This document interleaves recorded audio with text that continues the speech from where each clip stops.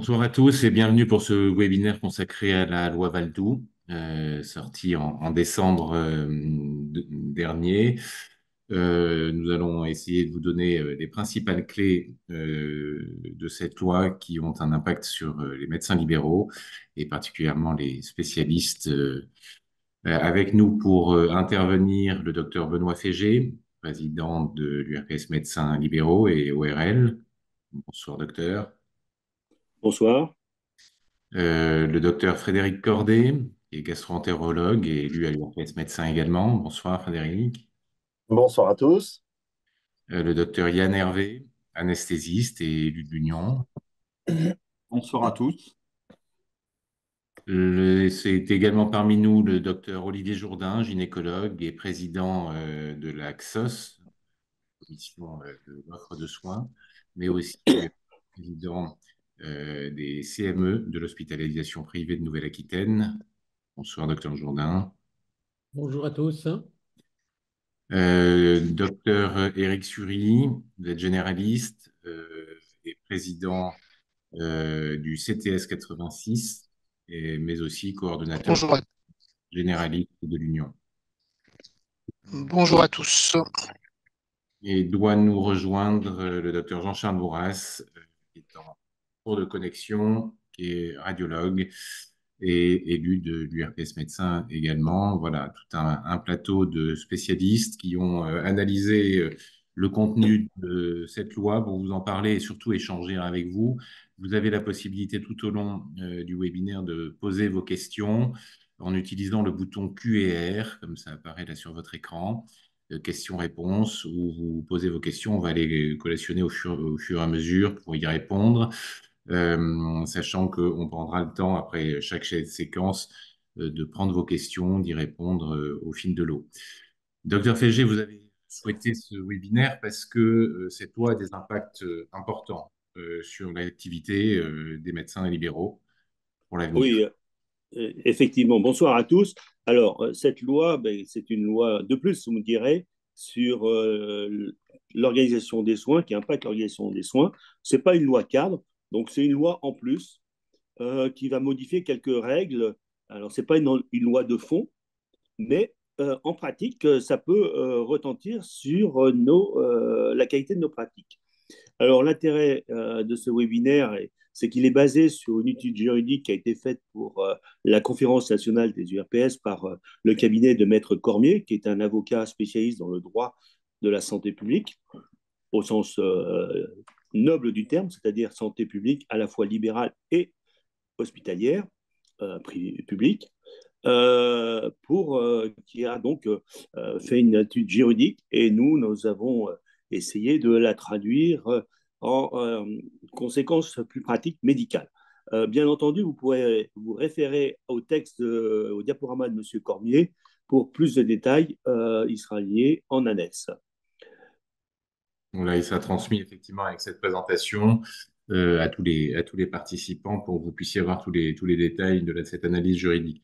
Donc, nous allons aborder 5 thématiques, 5 impacts importants de cette loi pour les médecins, le préavis obligatoire avant la cessation d'activité, gros sujet, la réforme des autorisations,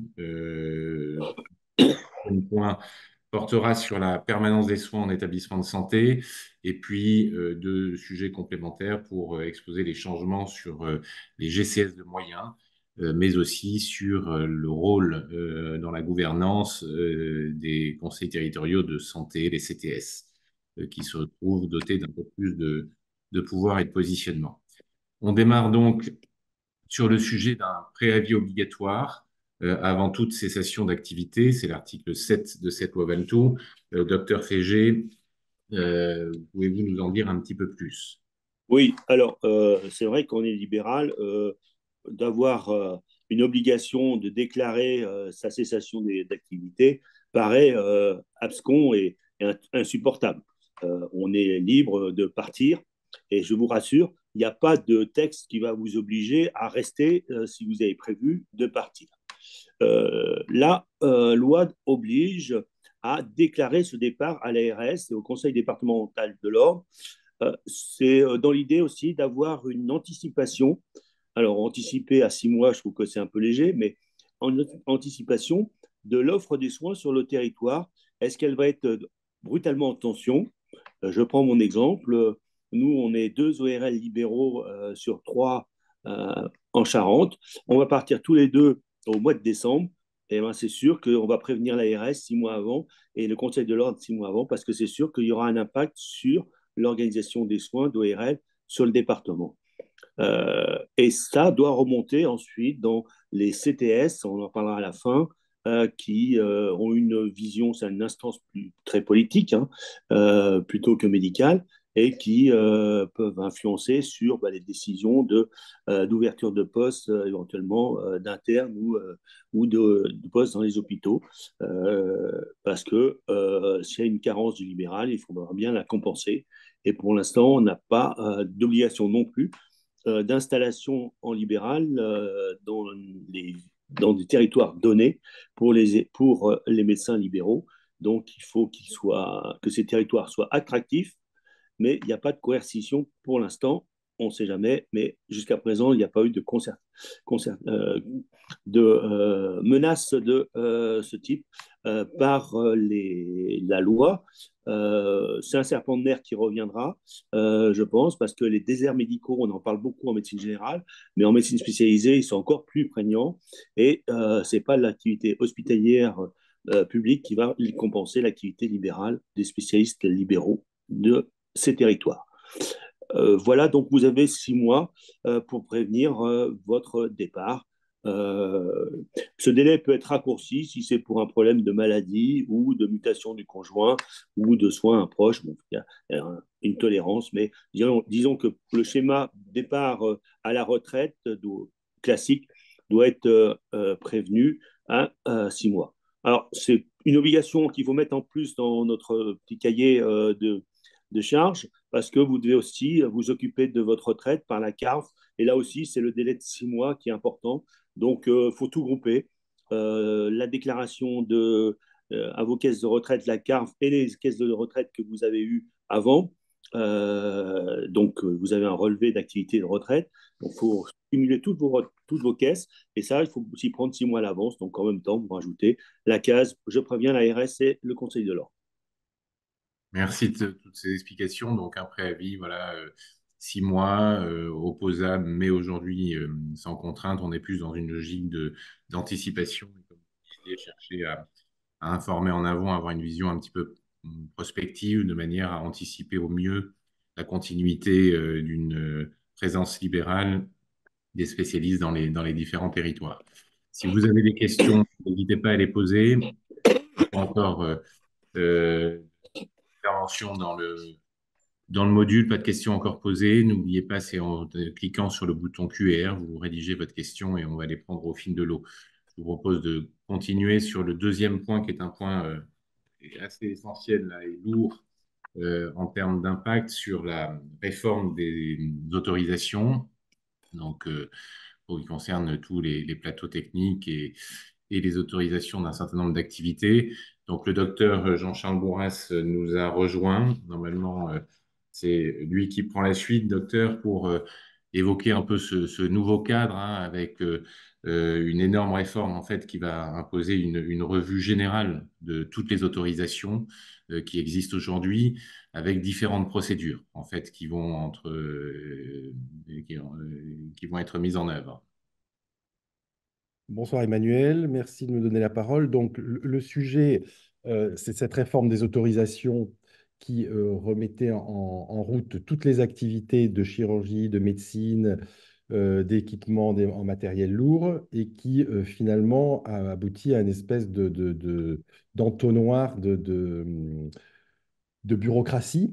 Et donc, les législateurs, avec comme porte-parole Valtou, se sont rendus compte du problème et ont souhaité faire des processus de simplification. Donc, dans cette loi Valtou, il est marqué va y avoir 2 lots d'autorisation qui vont faire bénéficier de simplification. Donc, je vais peut-être rappeler un tout petit peu de la réforme des autorisations, hein. C'est quelque chose qui est qui est dans les tuyaux depuis très longtemps, qui a été acté à partir du 1er juillet 2023. Et il y a un certain nombre de thèmes qui ont eu tous les textes, y compris donc, les ordonnances, les décrets, etc. Puis il y a un autre qui ont pris du retard et qui n'ont pas été faits. Et donc là, vous avez un premier type d'autorisation qui va bénéficier d'une simplification. Alors, probablement je parle sous la couverture d'Olivier Jourdain s'il est là, mais probablement par la simplification de renouvellement ou par la prolongation d'autorisation actuelle.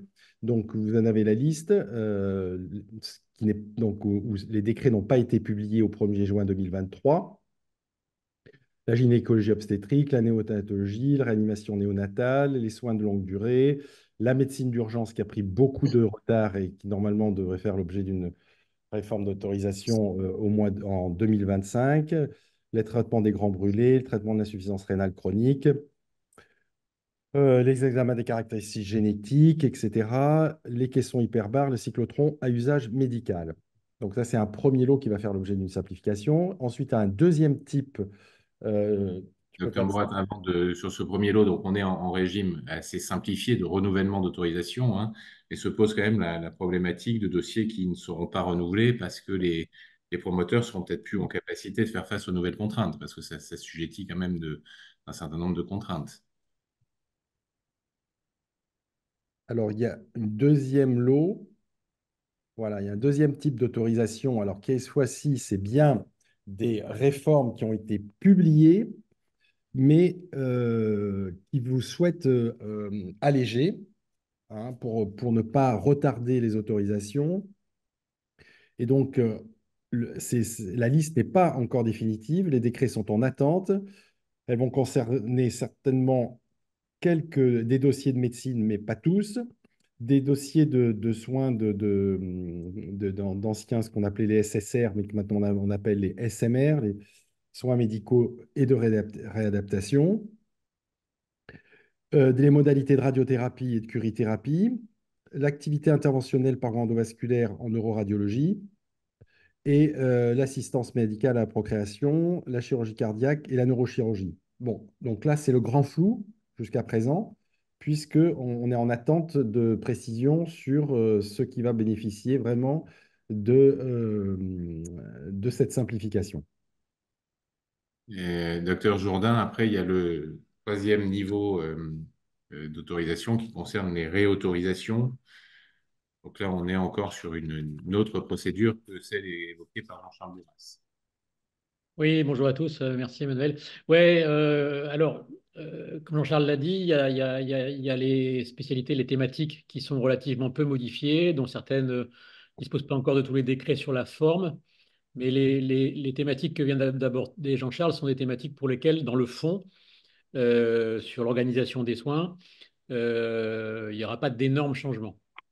Par contre, sur cette troisième catégorie-là que on est en train d'examiner, c'est là où, sur le fond, il va y avoir des modifications importantes.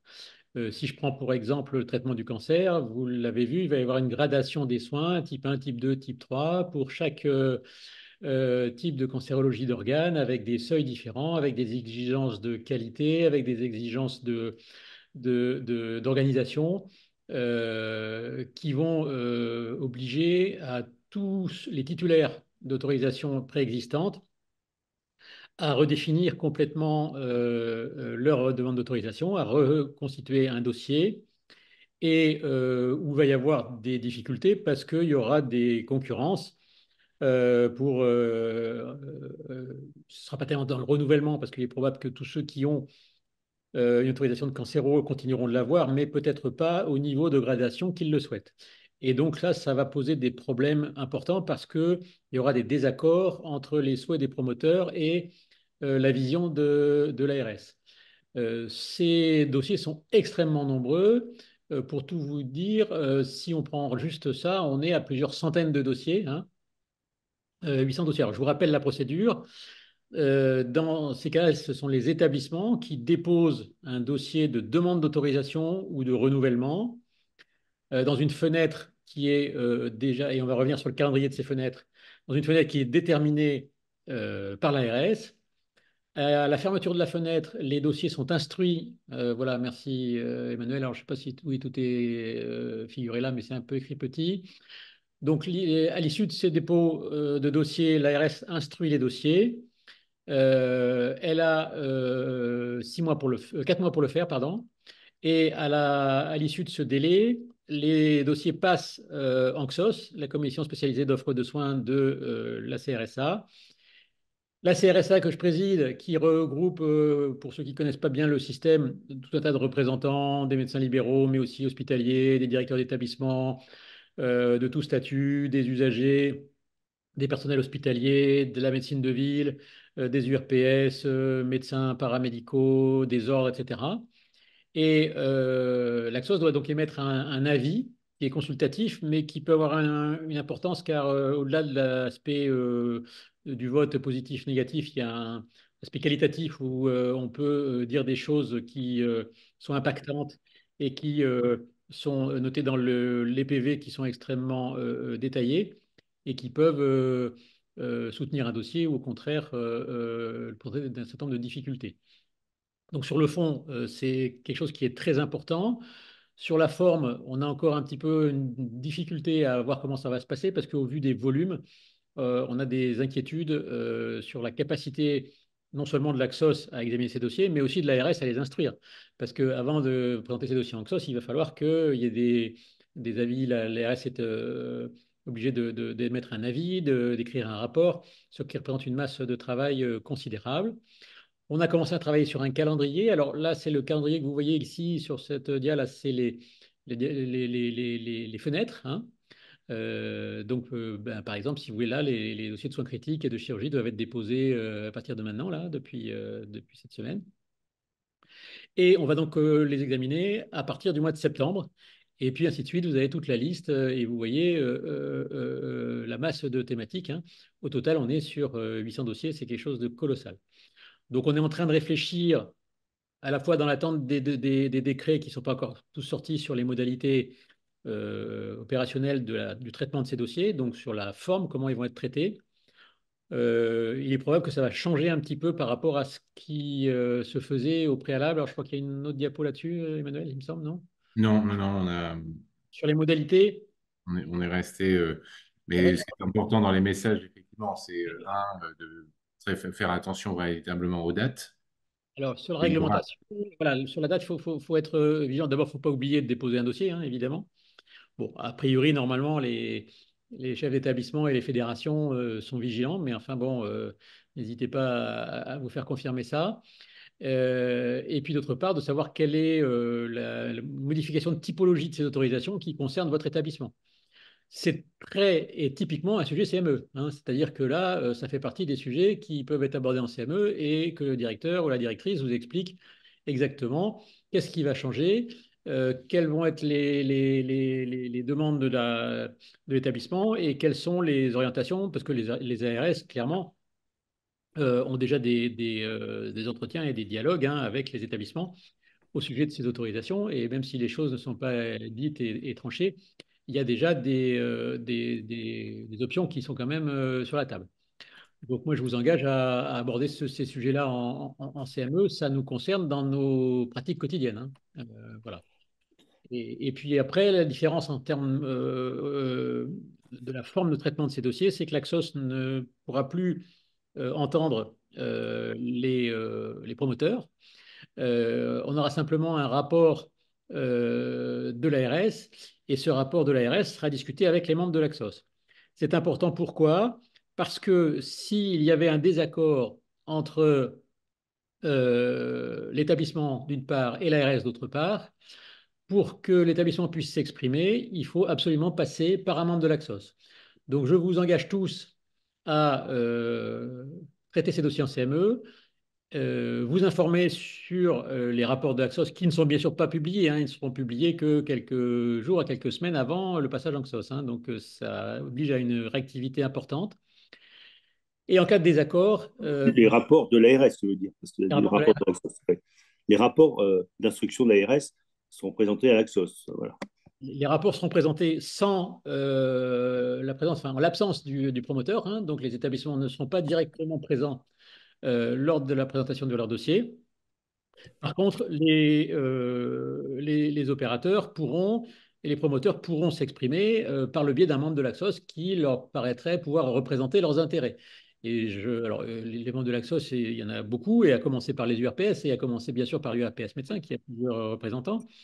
Mais je vous engage à suivre un petit peu ces dossiers-là pour savoir où ça en est.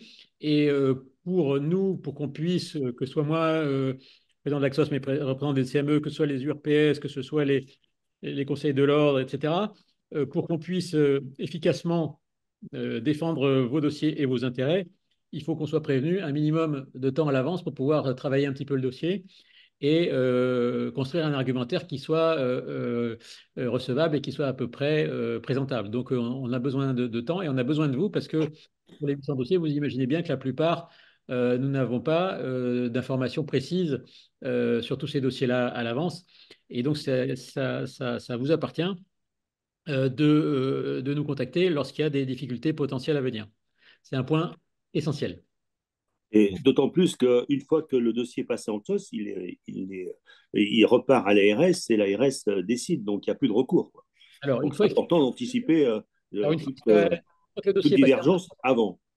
on émet un avis et l'ARS a 6 mois entre la date de fermeture de la fenêtre et la publication de sa décision. Alors, par contre, cette décision peut faire l'objet de recours. Il y a plusieurs niveaux de recours. Il y a le niveau de recours le plus simple, c'est recours gracieux auprès du ministre. Il peut y avoir aussi des recours auprès de la Commission nationale de l'offre de soins. Et puis, il peut y avoir des recours carrément juridiques au tribunal administratif, et c'est ceux-là qui sont les plus fréquents. J'attire votre attention sur le fait que les recours au tribunal administratif sont, pour les juges du TA, souvent complexes et dans un domaine qu'ils connaissent mal. Et les PV d'Oxos sont, l'expérience l'a montré, relus en détail et font souvent l'objet d'une attention très particulière du juge qui, s'il ne s'en remet pas in extenso au rapport d'Oxos, est quand même très vigilant. Et en gros, quand le rapport d'Oxos va en contradiction avec la décision de l'ARS, il est assez fréquent que le tribunal administratif annule la décision de l'ARS et remette un petit peu les dossiers sur la table. D'où l'importance quand même que peut avoir l'avis de l'Axos. Bon, c'est évident que si l'Axos est dans un avis qui s'est aligné avec celui de l'ARS, il est très rare à ce moment-là que les décisions juridiques annulent les décisions de l'ARS. Donc, on a un rôle qui, même s'il est consultatif, n'est pas tout à fait négligeable. Depuis que je suis président de l'Axos, le nombre de recours qui aboutissent, parce qu'on s'attache à rédiger de manière très soigneuse les PV, le nombre de recours qui aboutissent a augmenté de manière considérable. Il a un petit peu baissé depuis le changement du DG. Avec l'ancien DG, on avait plusieurs dizaines de dossiers par an hein, qui faisaient l'objet de recours et dont il y a eu des années où on en avait 8, 10 qui faisaient l'objet d'une annulation du TA quand même. Hein. Donc, alors sur 800, vous allez me dire c'est pas énorme. Après, heureusement, hein, vous imaginez bien que tous les dossiers, heureusement, ne font pas l'objet d'un contentieux avec l'ARS. Hein. Il y en a beaucoup qui sont heureusement consensuels. Hein. Mais il y en a, et là je pense en particulier à ceux avec les gradations, je pense à la cardio-interventionnelle, je pense à la cancéro, je pense à l'imagerie, à l'imagerie interventionnelle. Il va y avoir un certain nombre de difficultés dans ces spécialités pour lesquelles apparaît une gradation des soins.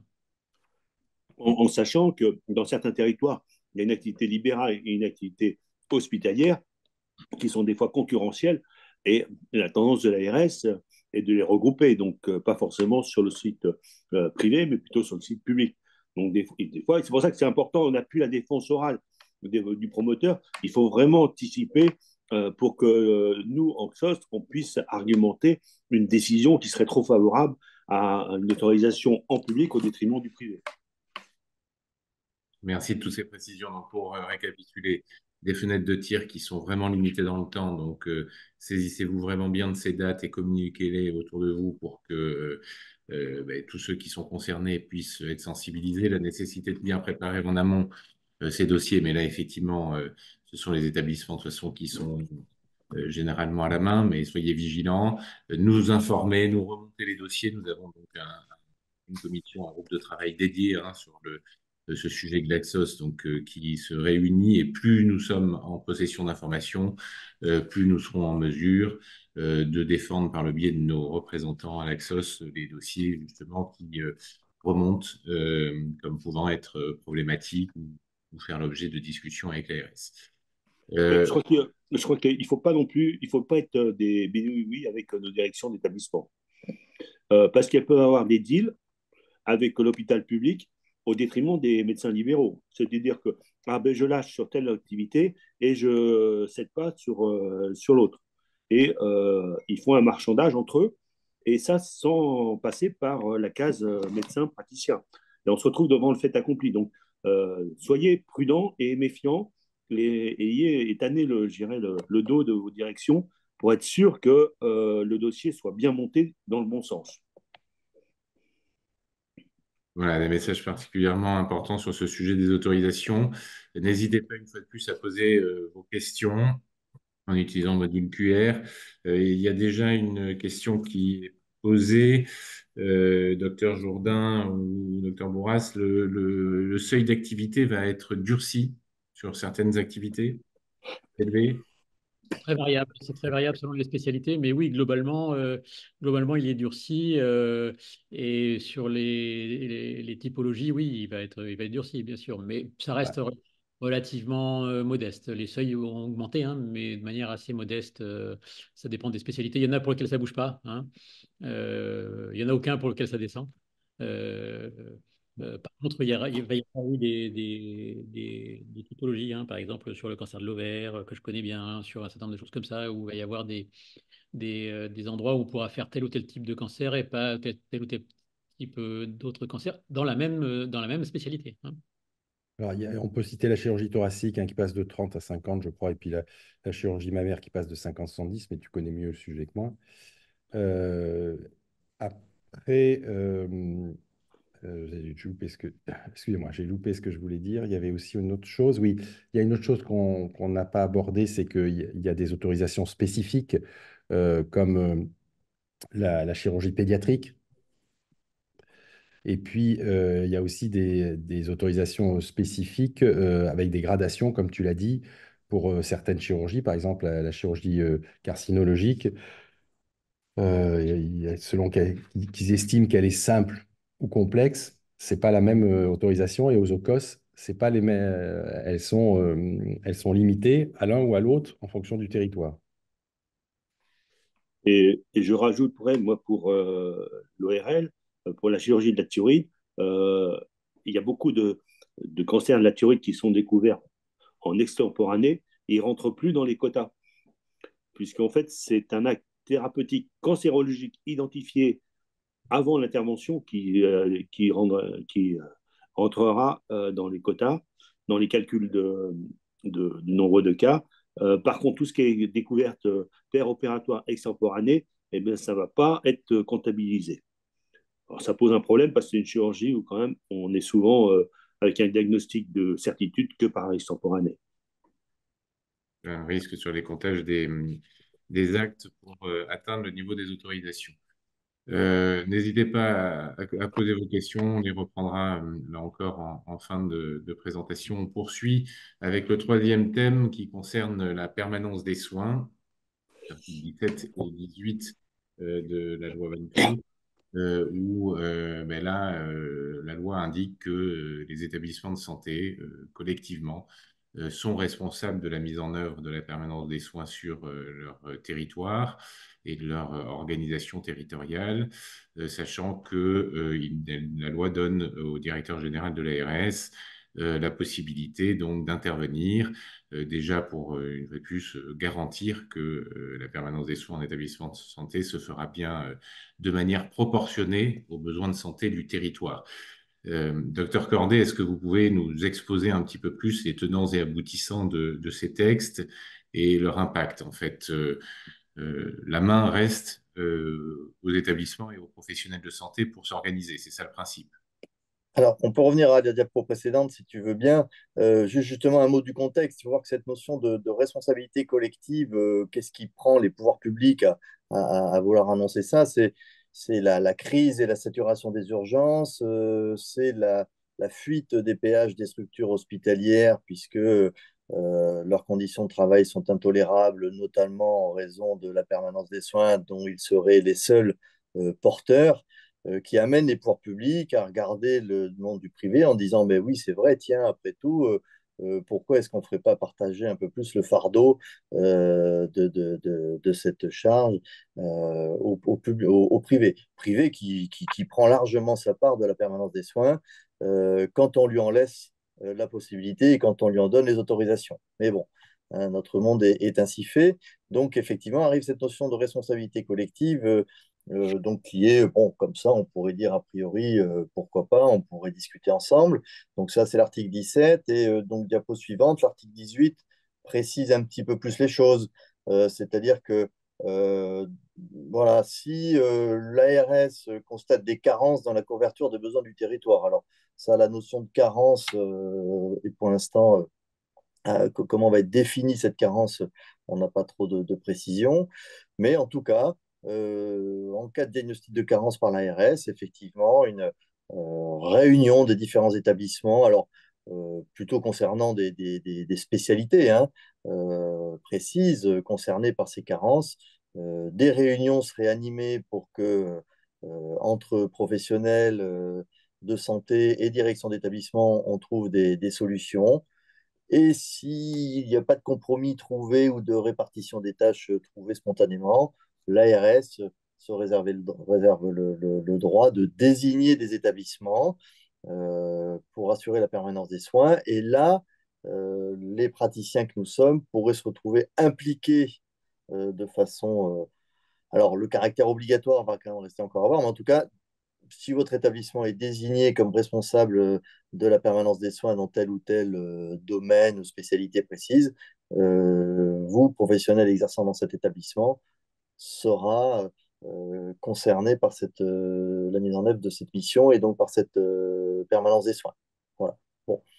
Euh, c'est sûr que ça peut être un certain bouleversement, notamment dans certaines spécialités. Bon, on avait déjà à l'époque hein, les établissements privés contractualisés avec les hôpitaux publics sur de l'orthopédie, sur des thèmes précis. Bon, on verra un peu ce que ça donnera. L'autre élément de la loi, c'est l'ouverture, diapo suivante,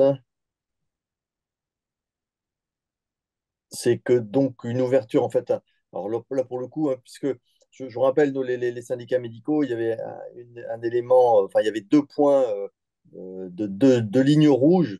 C'était le caractère volontaire pour participer à la permanence des soins et que les praticiens n'aient pas à quitter leur établissement.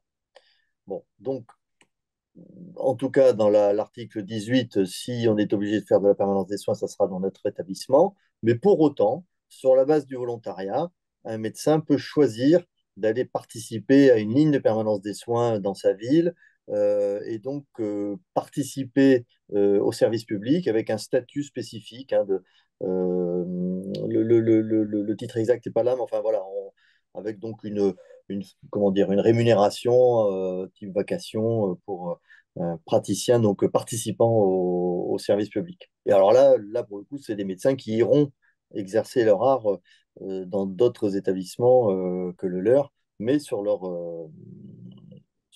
base de leur propre volonté. Hein.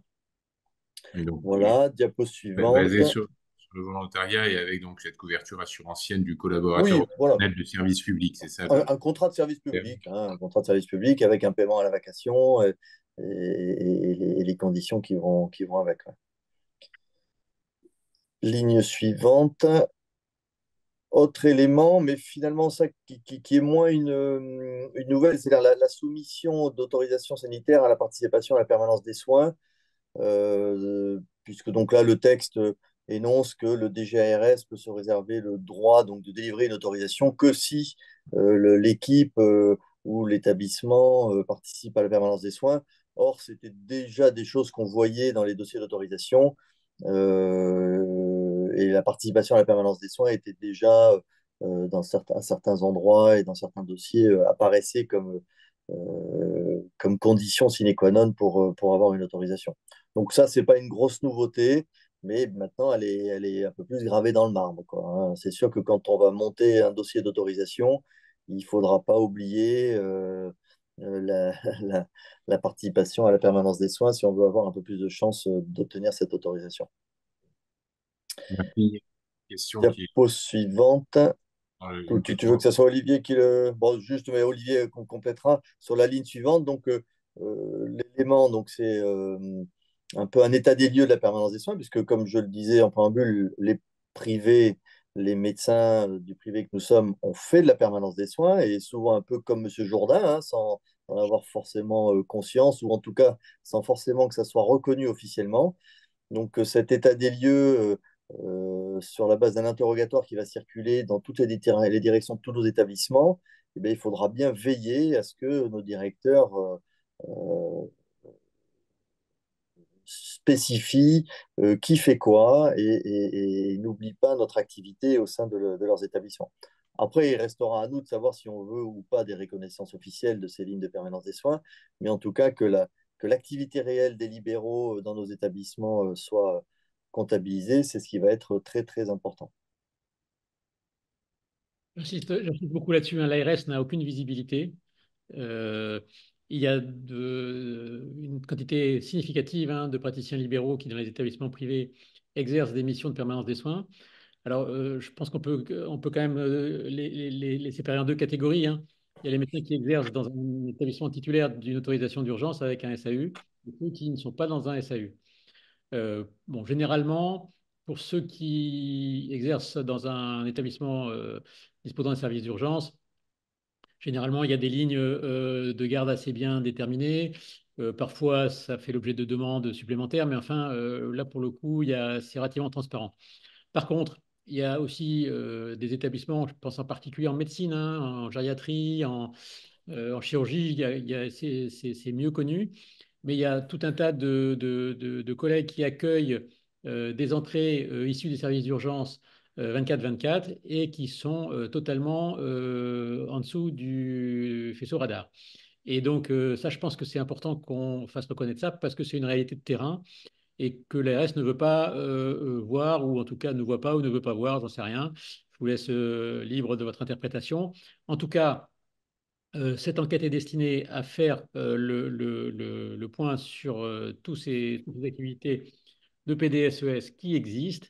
Et il ne faut pas que on passe au-dessous du radar là-dessus. C'est donc important que nos directeurs répondent à cette enquête sans oublier personne.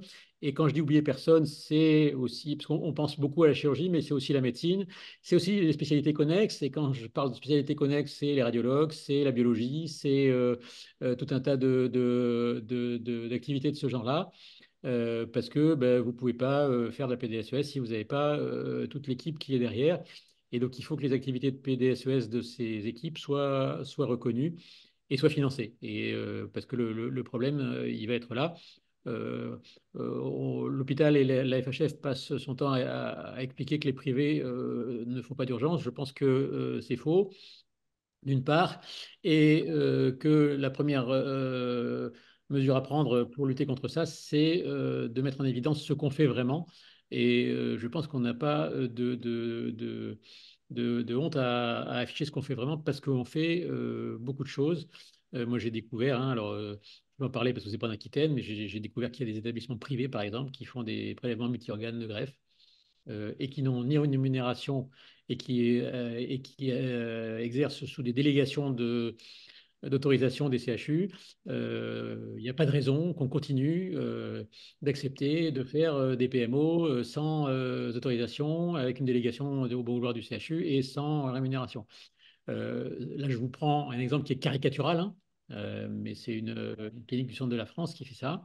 Il y a tout un tas d'autres exemples, peut-être moins caricaturaux, mais qui sont aussi très importants. Et il y a beaucoup d'établissements privés qui n'ont pas de SAU et qui prennent des patients en dehors, hein, bien sûr, j'insiste, hein, en dehors de leur continuité de soins. C'est vraiment des patients qui viennent des services d'urgence des établissements du territoire.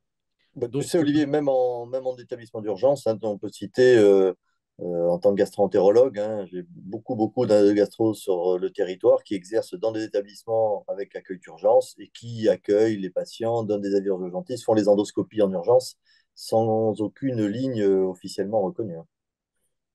Non, c'est mais ça. il y a cette réalité, donc effectivement, par rapport à ce qui a été évoqué, de véritablement remonter ces informations, les faire connaître, valoriser finalement l'activité réelle des libéraux, c'est important, surtout dans le contexte où ils sont aujourd'hui un peu facilement ciblés comme étant défaillants ou à la cause des défaillances. Donc, ce sont des informations qu'il est important d'identifier et de faire remonter. D'où le message vraiment qu'on vous invite à envoyer à vos directions d'établissement pour savoir comment ils vont vous solliciter effectivement pour répondre à cette enquête dont vous avez les dates, hein, qui sont très proches. Il y avait une première tentative de la Direction générale de l'offre de soins sur cette enquête, mais qui a fait un peu marche arrière suite à des remontées justement de différents établissements. Donc là, l'enquête a été retravaillée avec l'objectif de tenir ces délais. Donc, important vraiment de solliciter vos directions pour montrer que vous êtes informés, faire savoir là encore à vos consoeurs et confrères que tous vous puissiez bien être identifiés. Et n'hésitez pas aussi à nous les faire remonter ou à demander aux directions d'établissement qu'on en soit destinataire là également pour pouvoir l'indiquer dans les dialogues et surtout si vous voulez faire reconnaître des lignes de PDSES. Là encore, c'est le rôle des élus de l'Union de pouvoir défendre vos intérêts sur ces points-là et dans le dialogue justement qui va s'opérer sur les territoires sur ces questions d'organisation de la PDSES. Une question d'ailleurs qui est arrivée, docteur Cordet, docteur Jourdain, docteur Bourras, sur les questions de PDSES. Si je comprends bien, dit l'interlocuteur, ce sont les établissements et les médecins qui doivent s'organiser, public-privé, entre les différents établissements d'un territoire. Comment voyez-vous l'organisation de ces conciliations pour avancer sur cette organisation? Bon, nous, je peux juste te dire, on a eu un exemple l'été dernier sur la communauté humaine de Bordeaux. C'est ce qui pourra probablement figurer ce genre de réunion, hein, puisque donc là, il y avait crise sur la gestion des hémorragies digestives sur la communauté bordelaise. Et ça a été des réunions physiques, hein, avec des représentants de chaque établissement, des directions et des médecins, avec l'ARS en arbitre. Et puis, on s'est un peu frité. Et puis, on a fini par essayer de se mettre d'accord sur des calendriers, sur des répartitions de tâches. Voilà, moi, je les imagine comme ça, ces réunions, hein, en fait, des gens qui vont se faire ça face à face dans un bureau, hein. Voilà. C'est très important, ça, hein. Et Avec, la dernière ligne, pardon, hein. Pardon, pardon, Olivier, juste pour Hervé, compléter ce que disait Frédéric, avec par contre aucune, donc quelque chose qui a été plus ou moins imposé sur la communauté urbaine de Bordeaux, mais pas de rémunération, de compensation de ces astreintes pour les établissements privés, en tout cas pour les anesthésistes, et en tout cas pour nos gastro-entérologues, je ne sais pas ce qu'il en était sur les autres établissements. Pardon, Olivier. Non, mais je t'en prie, non, mais c'est tout à fait ça. Alors, je pense que l'idée, c'est de faire apparaître ça dans l'enquête, hein, évidemment. Et après, là, sur ce qui est écrit, à la fin, c'est une procédure qui a déjà eu lieu pour l'écriture du précédent PRS en ce qui concerne la PDS en établissement. Il y a des groupes de travail qui vont être sollicités, qui vont être constitués. On essaye d'avoir une vision sur leur composition. Ce n'est pas toujours facile. Je finis souvent par les avoir, mais c'est souvent en dernière minute, donc c'est un peu compliqué. Euh, Quand vous êtes sollicité, allez-y. On ne doit pas, mettons-nous bien tous en tête, que les directeurs d'hôpitaux, les médecins hospitaliers, ils ont le temps, ils y vont. Et la politique de la chaise vide est une politique suicidaire. Les absents ont toujours tort si nous ne sommes pas présents dans ces groupes de travail, si les médecins libéraux n'y vont pas. euh, on va nous charger à la fois sur les déficiences du système, on va nous accuser d'être les seuls responsables des difficultés des prises en charge d'aval des urgences, qui est faux, et on va nous charger, et c'est là où on risque de nous solliciter, voire de nous obliger à des exercices qui ne nous conviennent pas. Donc il faut être présent dans ces groupes. Il y a un enjeu qui est majeur sur nos exercices, sur l'exercice de nos collaborateurs les plus jeunes et qui vont être contraints de rentrer là-dedans. Donc il faut être présent, il faut défendre notre bout de gras et il faut savoir dire non. Il faut savoir dire non. Nous avons cette capacité de dire non. S'il n'y a pas de médecin pour faire ça, il ne le fait pas sans médecin, c'est impossible. Encore faut-il que nous soyons présents et que nous soyons capables de nous exprimer et de nous exprimer en disant non si c'est nécessaire, mais en le disant de manière construite et argumentée. L'idée de dire non, ça me fait chier, c'est sûr que ça ne marchera pas. Mais on a une capacité de s'exprimer, il faut absolument en profiter et ne pas laisser les chaises vides. Alors, pour revenir un peu, il y a quand même des outils. Alors, parce que c'est une vieille histoire, hein, que les libéraux ne font pas les urgences et que l'hôpital fait les urgences.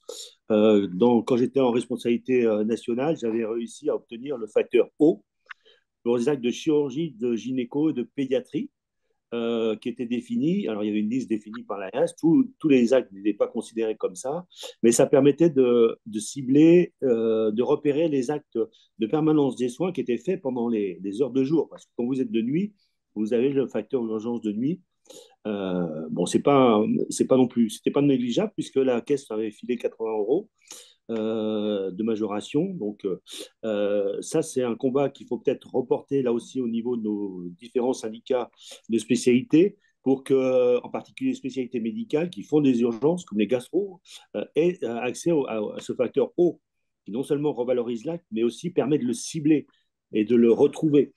Et ça, il faut voir avec vos établissements s'ils peuvent sortir les modificateurs. Ça permet de voir l'activité qui a été faite en permanence des soins reconnue, entre guillemets, sur des actes. C'est pas pour ça qu'elle est indemnisée en tant que permanence des soins, mais l'activité est reconnue. Et faire remonter, je dirais, dans le questionnaire qu'il y a besoin d'indicateurs d'activité d'urgence pour savoir de quoi on parle. Parce que le problème, c'est que les hôpitaux fermaient les activités d'urgence, fermaient les activités froides à 3 heures de bloc, et puis ils ouvraient à 6 heures pour faire les urgences. Alors que dans le privé, en fait, on continuait, on poussait un peu les murs du programme opératoire pour caser les urgences et ne pas finir à 20 heures ou la recoller à 23 heures. Parce que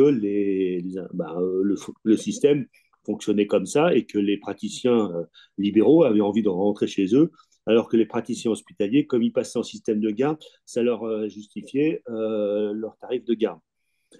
Donc il y avait cette dichotomie qu'on a levée avec cet indicateur. Donc ça, c'est quelque chose aussi à faire remonter pour qu'on ait une traçabilité. C'est aussi une question très politique. Très politique. Vous avez dû entendre parler de la sortie du ministre Valtou quand il est parti visiter les urgences de Toulouse, où il a balancé les psychiatres ne font pas suffisamment de permanence des soins en psychiatrie. Et c'est la merde dans les hôpitaux publics parce que les libéraux psychiatres ne sont pas investis dans la permanence des soins.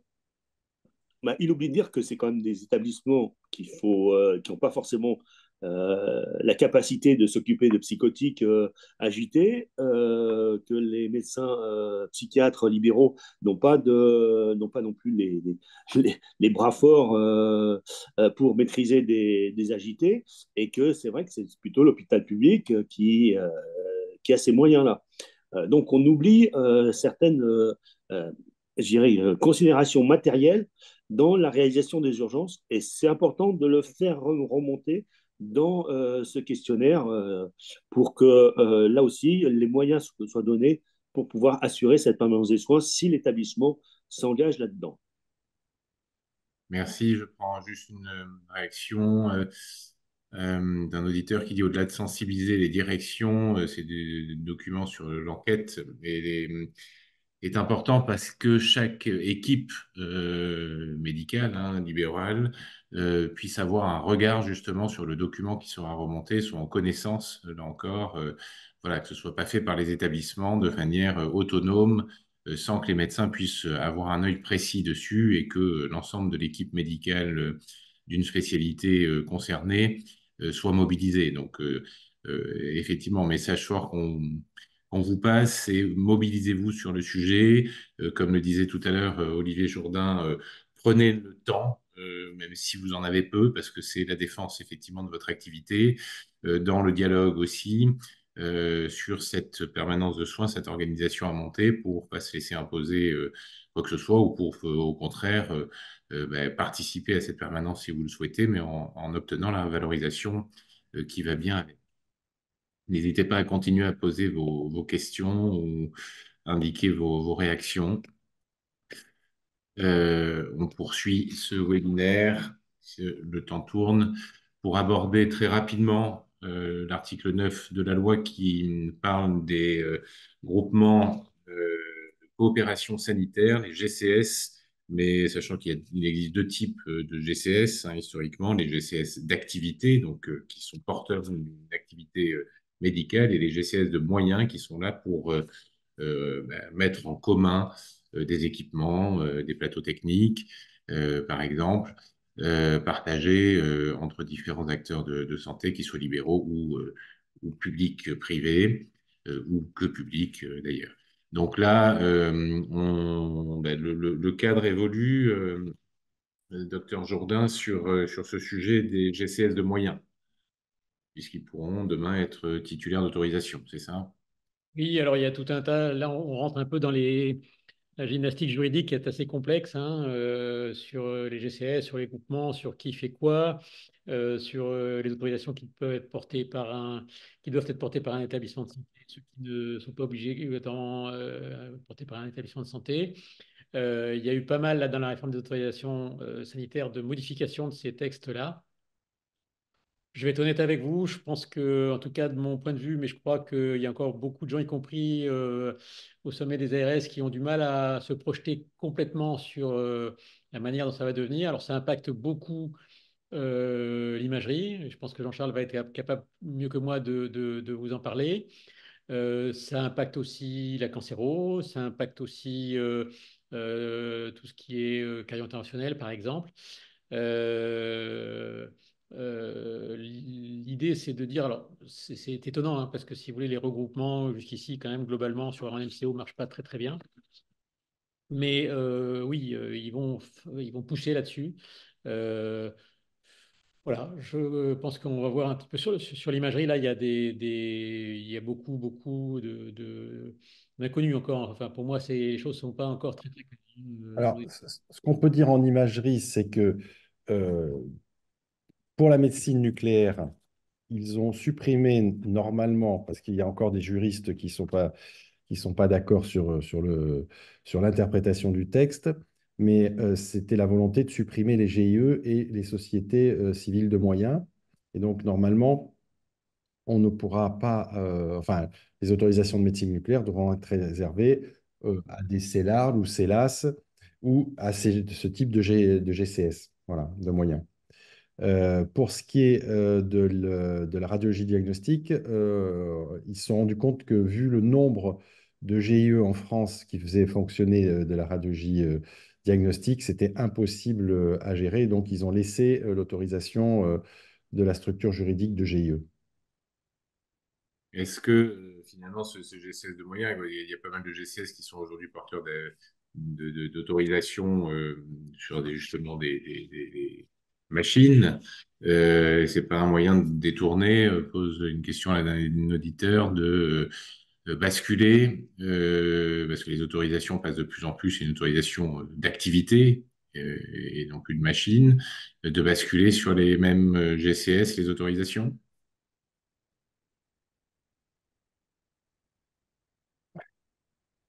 Attends, tu peux reprendre la question parce que La question est de dire, aujourd'hui, si je la comprends bien, des GCS sont titulaires d'autorisation, Oui. GCS de moyens sont titulaires d'autorisation, c'est-à-dire d'équipements en tant que porteurs d'équipements techniques, Et comme il y a pas mal d'autorisations qui vont changer de nature en devenant des autorisations d'activité, rendre possible au GCS d'être désormais titulaire d'autorisation d'activité, c'est les maintenir dans le circuit, si je comprends bien la question, une fois de plus. Oui, alors sur le plan juridique, je sais, j'ai pas encore assez hypothèsé la question, je peux pas répondre, mais effectivement, ces GCS d'activité, par exemple, moi, je sais qu'en radiologie interventionnelle, il va y avoir ces GCS d'activité qui vont obtenir des autorisations de radiologie interventionnelle, ça c'est sûr. Mais après, comment ça va se répartir, tout ça, non, je ne sais pas répondre à la question actuellement. Donc, beaucoup de nouveautés qu'il va falloir suivre de près en tout cas. Dernier point que nous souhaitions évoquer sur cette loi Vantou, ce sont les CTS, les conseils territoriaux de santé. Docteur Souris, vous présidez celui de la Vienne depuis longtemps. Oui, bonjour. Voilà, est-ce que vous pouvez nous expliquer le cadre d'évolution de ce point? Oui, alors pour revenir un peu sur les CTS, donc c'est comme disait Olivier tout à l'heure pour la CRSA, donc composé de représentants, alors déjà des usagers, des établissements de santé privés, publics, avec les directions et les présidents de CME, des collectivités territoriales, donc les conseils départementaux, représentants des maires, les représentants des élus nationaux, alors, représentants des professionnels de santé, alors notamment les URPS. Les ordres n'étaient pas tous forcément présents, alors que maintenant, avec la nouvelle loi, l'ensemble des ordres des professions de santé sera représenté, et surtout également l'entrée des CPTS, qui sont, alors pour certains CTS, il y avait déjà des CPTS, nous dans la Vienne, elles étaient invitées permanentes, par exemple, mais là maintenant, elles auront un droit de vote. Et puis surtout, le CTS va définir les territoires de santé, parce qu'aujourd'hui, on travaillait sur les territoires de santé qui nous étaient entre guillemets imposés par l'ARS, alors que là, on va pouvoir définir les différentes zones et effectivement travailler sur l'équité entre les territoires.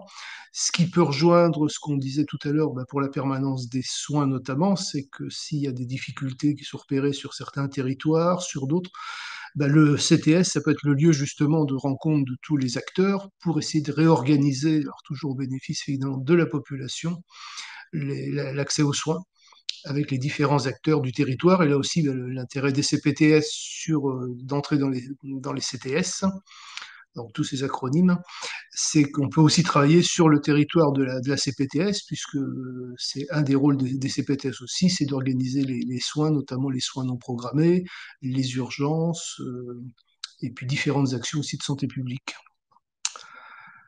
Donc les deux gros points pour les CTS. Il y avait dans l'avant-projet de loi, il y avait plus de pouvoirs qui étaient donnés au CTS, mais qui ont été retirés au niveau du Sénat. Donc, s'il y a des questions complémentaires. Merci de ces précisions. Pas encore de questions arrivées sur ce sujet. Si ce n'est peut-être de préciser, du coup, un territoire de santé, c'est quoi? Auparavant, on parlait du département. Donc là, on est à une échelle interdépartementale. Elle s'aligne Disons que, sur les CPTS, ouais, effectivement. Aujourd'hui, on travaillait déjà sur des territoires parfois qui étaient infradépartementaux, même si le CTS couvre tout le département, notamment pour le zonage, mais c'était des territoires qui étaient, même si on en discutait un peu en off avec l'ARS, mais c'était des territoires qui étaient imposés par l'ARS et souvent on n'était pas forcément d'accord au niveau du CTS sur le découpage sur lequel on devait travailler. Et alors que là, on aura quand même la main sur le découpage. On sera plus à la manœuvre et c'est l'ARS qui sera un peu derrière. Donc, vous êtes plutôt sur une note positive dans cette mesure. Plutôt positif, oui. Bien. Nous arrivons au terme de notre heure de webinaire. Merci de l'attention que vous avez portée. Pas énormément de questions, mais n'hésitez pas à nous remonter au fil de l'eau dans les jours prochains, en tout cas, des différentes questions que vous pourriez avoir sur ces sujets. Vous allez recevoir, bien évidemment, ce document avec, comme annoncé par Benoît Fégé en introduction, en annexe, l'analyse complète de Maître Cormier du cabinet Cormier Badin Apolis qui nous a donné la matière pour préparer ce webinaire. Donc, nous allons effectivement transmettre, diffuser-le largement. Ce webinaire sera disponible bien évidemment comme d'habitude en replay, de manière à pouvoir le réécouter ou le transmettre autour de vous pour partager ces informations que nous décortiquons bien sûr euh, euh, au fil des précisions qui nous sont apportées sur cette loi sortie fin décembre et avec donc, comme on l'évoquait, notamment sur les autorisations, etc., tous les décrets qui sont loin d'être parus pour l'instant. Docteur Fégé, je vous laisse le mot de la fin. Ah oui, je crois qu'on a démontré qu'il faut être vigilant, hein. C'est pas qu'on ne s'entend pas avec nos directions, mais il faut être méfiant parce qu'on peut avoir des intérêts divergents entre les directions de clinique et les praticiens de la clinique sur certaines thématiques.